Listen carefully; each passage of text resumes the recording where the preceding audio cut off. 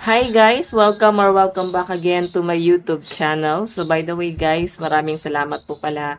So walang sawang pagsubaybay sa ating pong daily love reading. And kung ikaw ay bago pa lang sa ating channel, mag-subscribe na po kayo. Then i-click mo na rin yung ating notification bell para lagi kang updated sa ating mga bagong upload. And guys, sa mga interested naman sa ating private reading ay nasa description box below lang po yung link. Message lang po kayo. Okay, so by the way guys, may mga nababasa kasi akong comment. Nakaboses ko daw si Rosmar. So, dati ko pa napabasa yon. Pero feeling ko ang layo naman guys. Kasi medyo feeling ko yung sa akin kasi medyo mabagal ako magsalita. Tama ba? Ewan ko, nasa inyo yan guys. Okay, so hayaan nyo na lang guys. Hindi po ako si Rosmar. Baka nakaboses ko.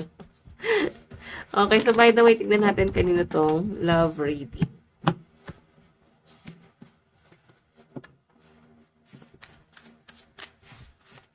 Okay, kanina po itong love reading.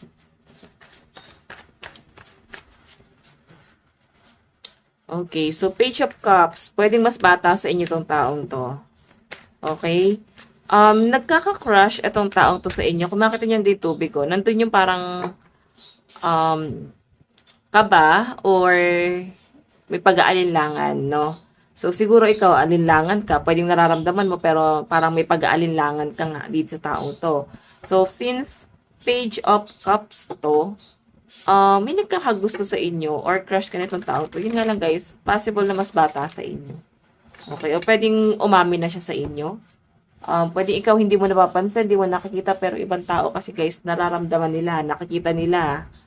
Diba? So, tignan pa natin. Okay. Okay, pero guys, nag-aantay itong taong to eh. Two of Wands. So, parang lagi siyang excited na makita ka at makausap ka. So, pwedeng acquaintance, no? Siguro, circle of friends or someone nakakilala mo. Pero, wala kayong parang attachment. Like, hindi mo siya totally friend. Okay, pwede na sa circle mo lang tong taong to. Ayan, yan yung pinapakita sa akin dito. Pwedeng nararamdaman mo na rin to. And again, guys, pwedeng hindi mo na kung hindi mo nakikita, pwedeng yung ibang tao yung nakakaramdam na parang bakit parang masyadong excited, bakit parang masyadong attached sa inyo tong taong to, bakit iba yung connection niya sa inyo. So, parang excited. Ganon, excited siyang makahalubilo ka. So, ito yung dahilan na parang nakikita ko dyan, guys. Okay, sige, tingnan pa natin.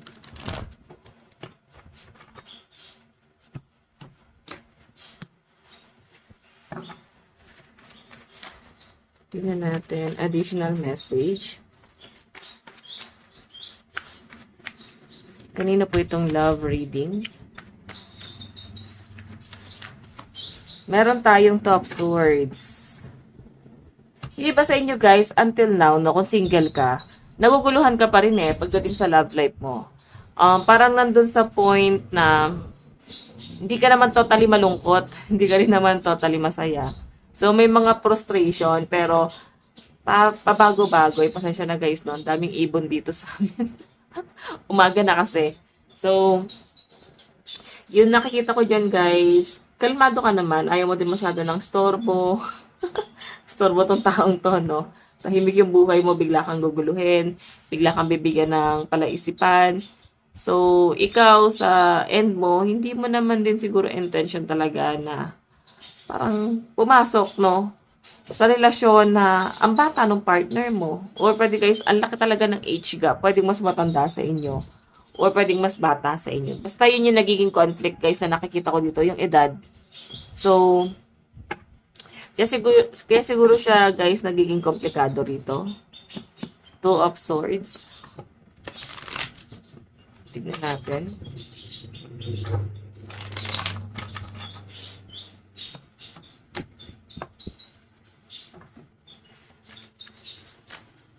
Additional message.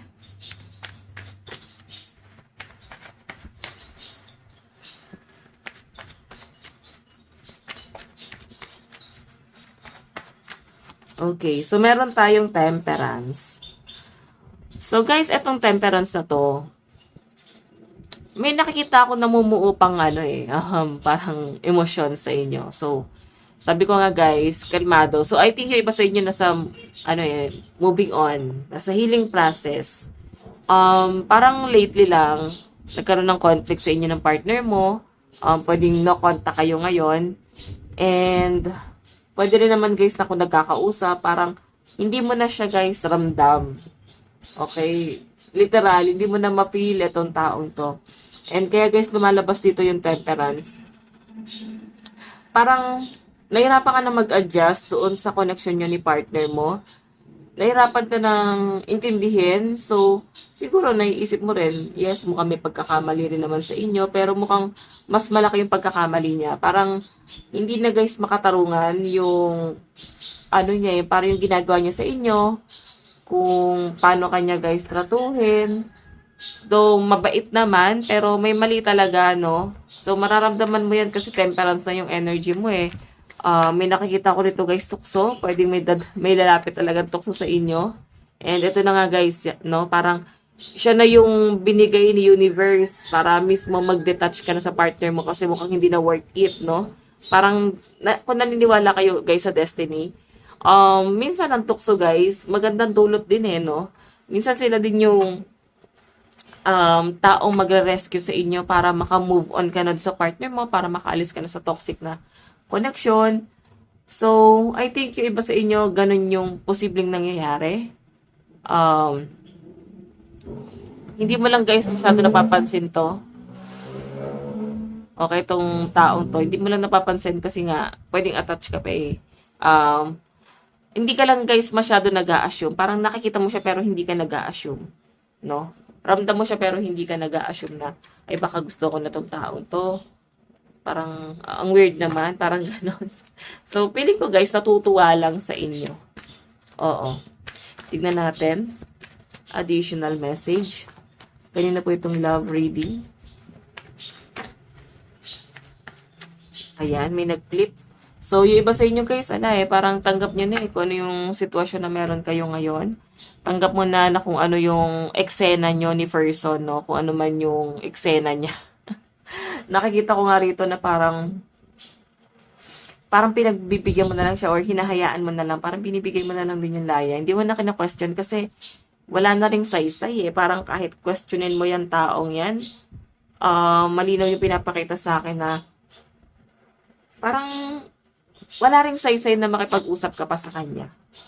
Okay? Kumbaga, parang kukontrahin ka lang niya, baka mauwi pa sa away kasi hindi naman niya naunawaan. So, baka hindi talaga siya guys responsableng tao.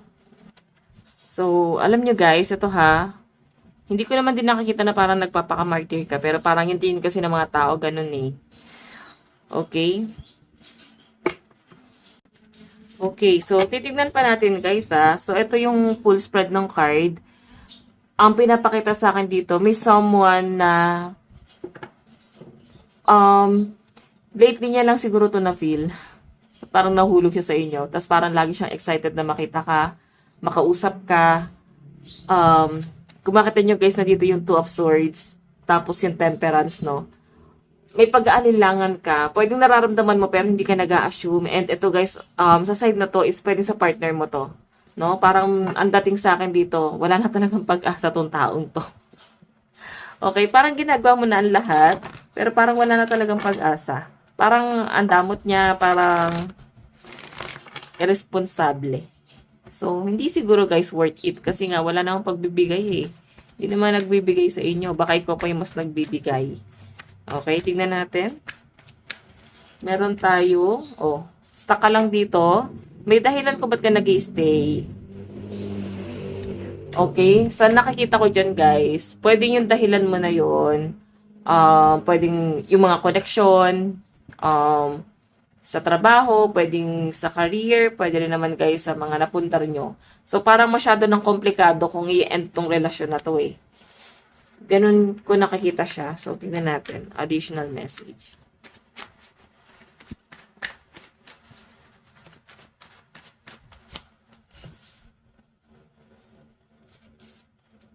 Queen of Wands. So, ikaw parang nag-explore yung energy mo, no? Ayan, no? Parang, pwedeng sa mga susunod na mga araw or buwan, parang may marirealize ka na parang, ay, teka, ba't ako na-stuck dito?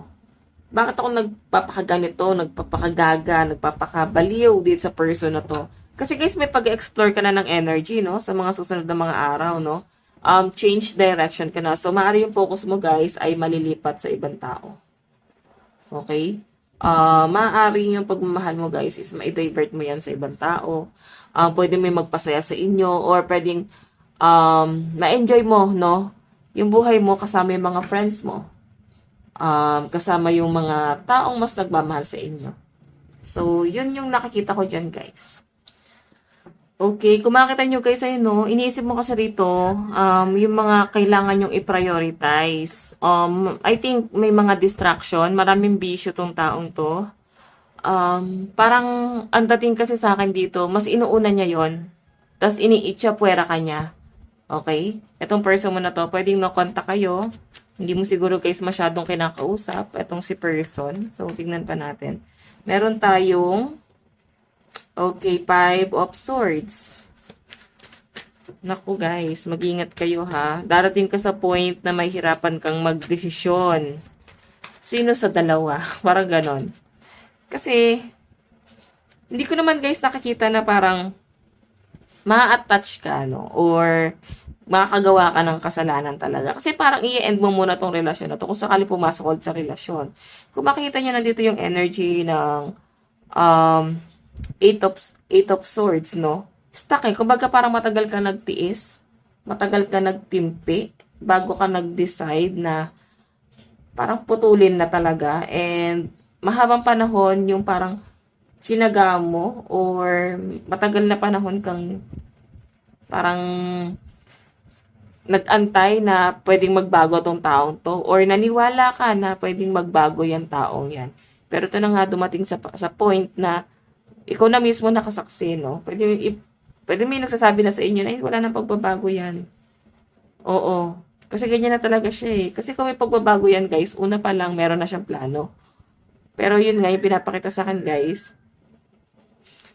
Parang nagpaplano lang siya para sa sarili niya. Siguro kampante siya. Okay, kampante siya na parang baka meron ka namang kayang ibigay or baka ikaw yung mas provided, no? Ikaw yung mas good provided pagdating sa pamilya nyo. Ikaw yung mas madiskarte, mas angat. Yun. And isa pa rito guys pwedeng kaya ka rin natitempt kasi pwedeng may mga issue na napagdududahan mo, baka may cheating, baka meron siyang iba, baka meron siyang ibang nagugustuhan. Ganun po yung nakikita ko dyan. Okay, so by the way, tignan natin.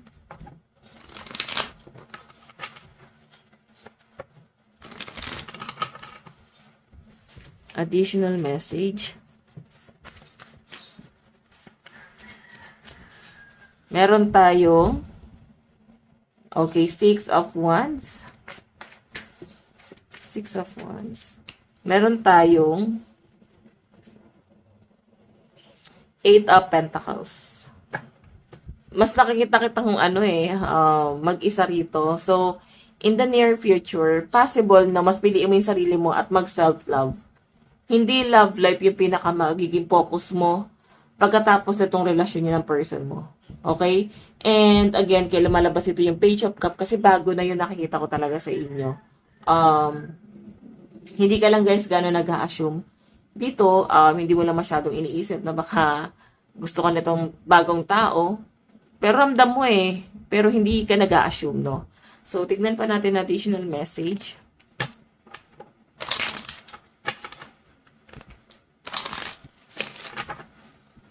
Kanina po itong love reading. Meron tayong this could be the one.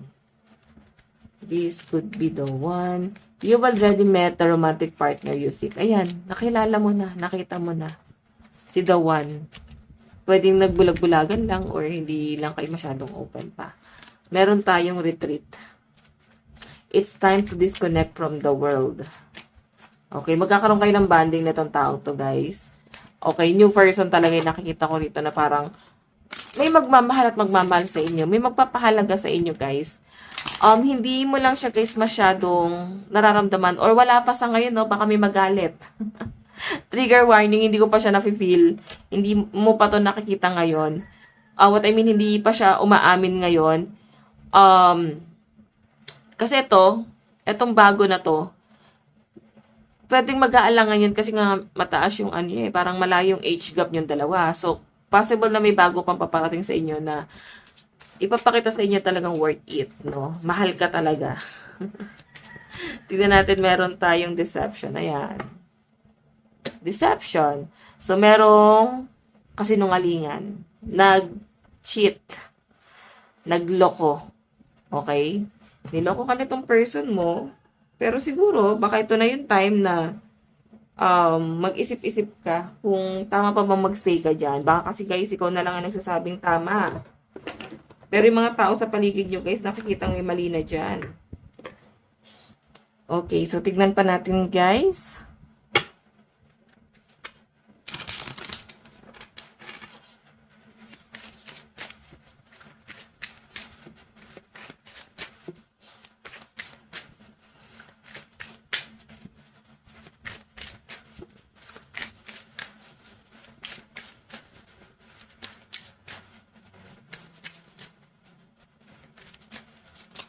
Meron tayong my love for you is endless. Okay, so parang maraming pinangako sa inyo tong taong to. Meron tayong with you forever feels real. And with you I feel protected and cherished.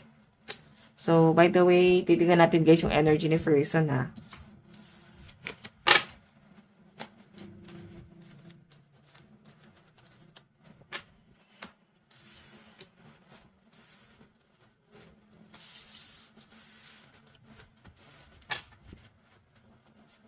Okay. Ano yung nararamdaman ng person mo sa'yo ngayon? Ano yung nararamdaman ni person mo sa'yo ngayon? Kasi ikaw parang malata parang walang energy. May panlulumo ako nakikita sa energy mo. Okay. Nararamdaman niya sa inyo ngayon? Ano yung feelings niya sa inyo? Emosyon ni person? Knight of Cups, pinapakita naman niyang love niya kayo. Ganun po yung nakikita ko niya. Pinaparamdam naman niya na mahal ka niya.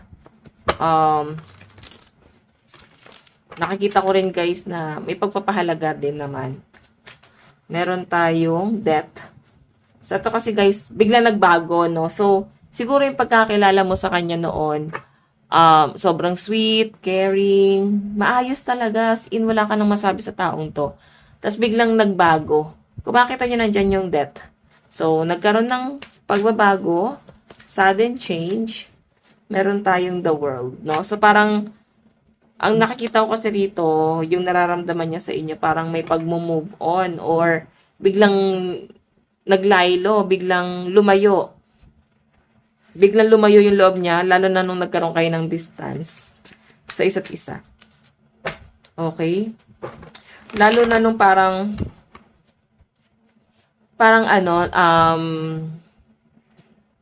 siguro LDR kayo. Okay? Kasi the world parang LDR no? Tingnan natin. Meron tayong 10 of Wands. So guys, itong 10 of Wands, yung malinaw na nakikita ko dyan, parang may mga mabigat na pinagdadaanan to si person. Marami siyang problema ngayon na shoulder. So, pinapakita sa akin dito, I think, ramdam mo, pero mas kailangan mo siya Kumbaga, kung may problema ka, baka kailangan natin yung isa't isa. Ngayon kasi guys, parang, hindi mo nakikita yon no?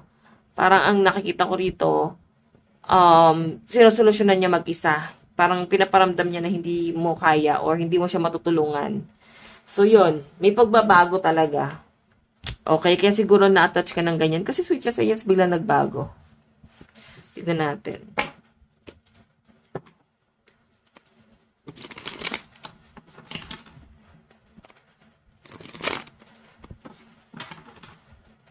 Ano naman, yung tingin, no? Paano ka tignan ni person? Paano ka tignan ni person?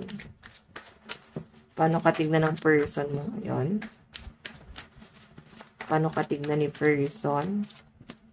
O, diba? Tatlo kayo, oh. So, ibig sabihin, gusto niya nandyan ka lang habang niloloko ka niya.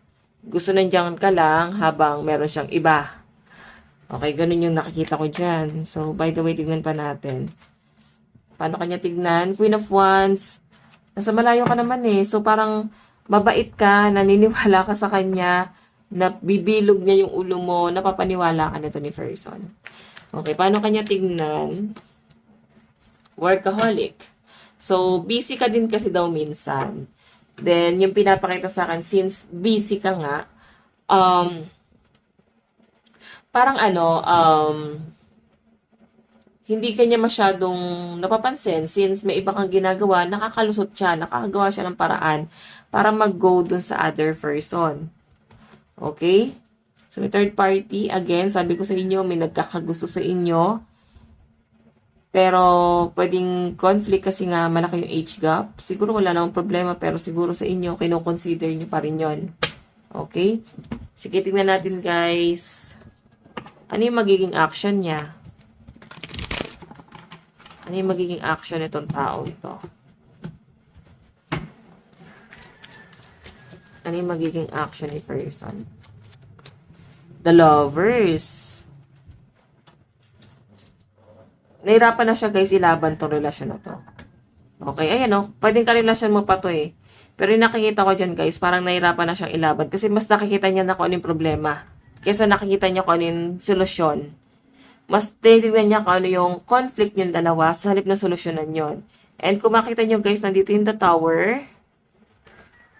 Ending. May natapos. May matatapos. Okay, since the tower yan, matatapos at matatapos talaga to, guys. Tignan natin yung message. Ano yung gusto niya sabihin sa inyo? Nararamdaman niya.